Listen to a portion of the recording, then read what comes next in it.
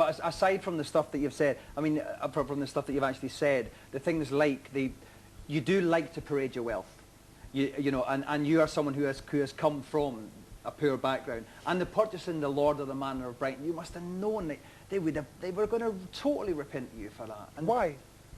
Because it's such a bizarre thing for I mean, I find the whole fact of someone spending however much it was, 56 grand on a title, I mean, I find it obscene. Hold on, okay. Or however, anyone spending any money on a title, I find obscene. Hold on, it was for sale.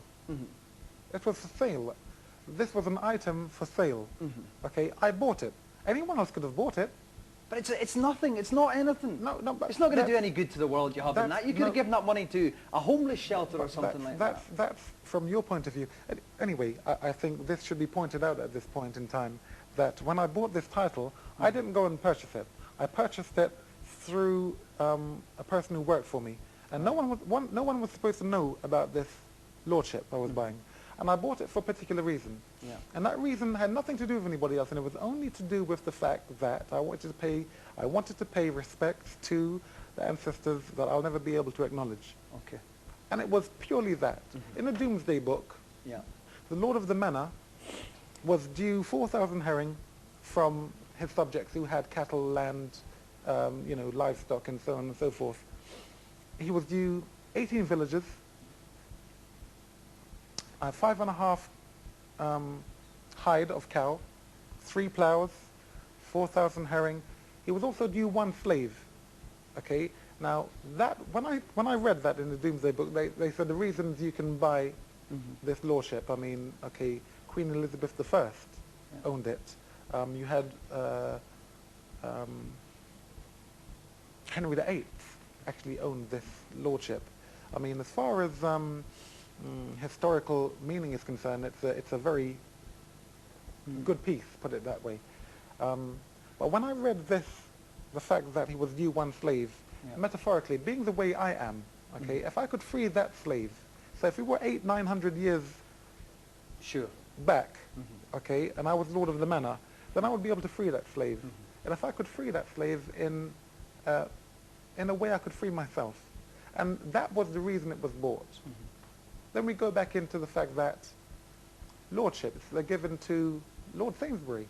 Why does he have a lordship? You know why? Yep. Because he's contributed towards the system. Okay, I have contributed towards the system, but only I've not been given an honor. Okay, let's say I bought an honor, or like I did, I bought an honor. Okay, but that was for respect for my ancestors, because without them I wouldn't even be here. No, that's fine. I totally accept that. I'm saying I wasn't aware of it. Let's see what contribution Nick from Uxbridge can make to the debate. Hi, Nick. Hello there. Hi. Yeah, first of all, before I ask my question to Chris, I'd just like to say to Dominic that the idea of boxing render the other person unconscious, obviously, because you seem to know a bit about boxing. That's not the rule. That's not the rule. No, obviously that's not the rule that's written down. But are you telling me fighters going, you know, 90% of fighters go into the ring, and that's their objective? If you're looking at the heavier weights, that's what happens. I mean, but there's a lot of boxing that, you know, amateur boxing with head guards and a lot of lighter weights where no one gets unconscious. I mean, you know. Okay, it's a difference of opinion. Fair point. What would you like to say to Chris, Nick? Yeah, I was just saying, me and my family have been a big fan of Chris for years, and all his showmanship, I think. I mean, I know he got dissed for it a lot with his bits and bobs he got up to, but I was watching Naz coming down and doing the same sort of thing, and I just wondered if he'll definitely remember a fighter called Kirkland Lang, and I wondered how much he thought that Naz has taken from Kirkland Lang, not so much in the showmanship side of it as in the style of boxing.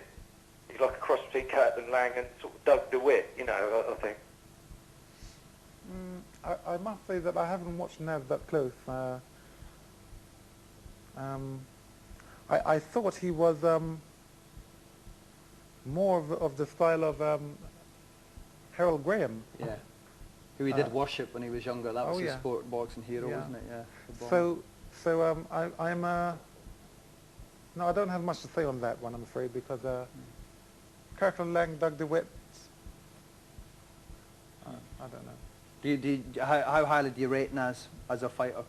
And do you also Do you like the stuff, you know, being a purveyor of quality entrances on cranes and everything yourself for the Henry Wharton fight? Do you like all the showmanship that he brings to the boxing, which a lot of people frown on?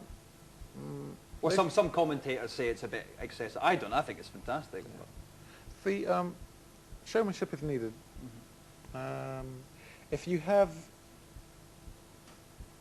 a good fighter who can just fight well, it's not good enough. You need to be a showman. You need to sell yourself. You need to be able to strut and dance and flip like he does and fight and be as unorthodox as he can be. All these things help.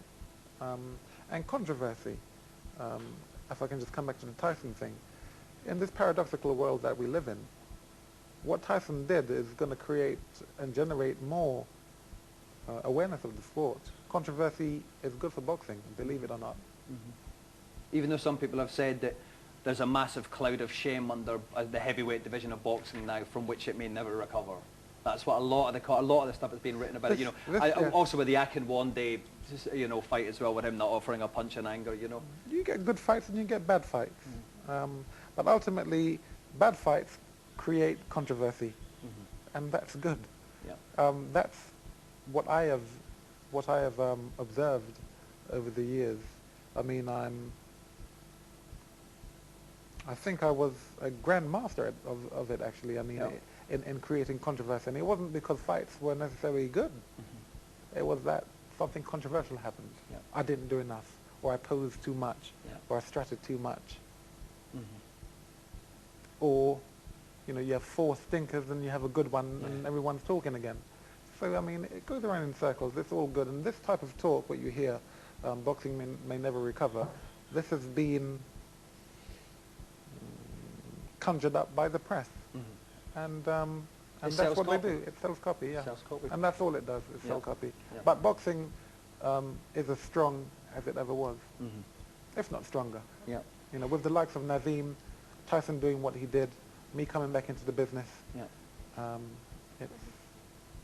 Great. Okay, well, thank you very much for that, Nick.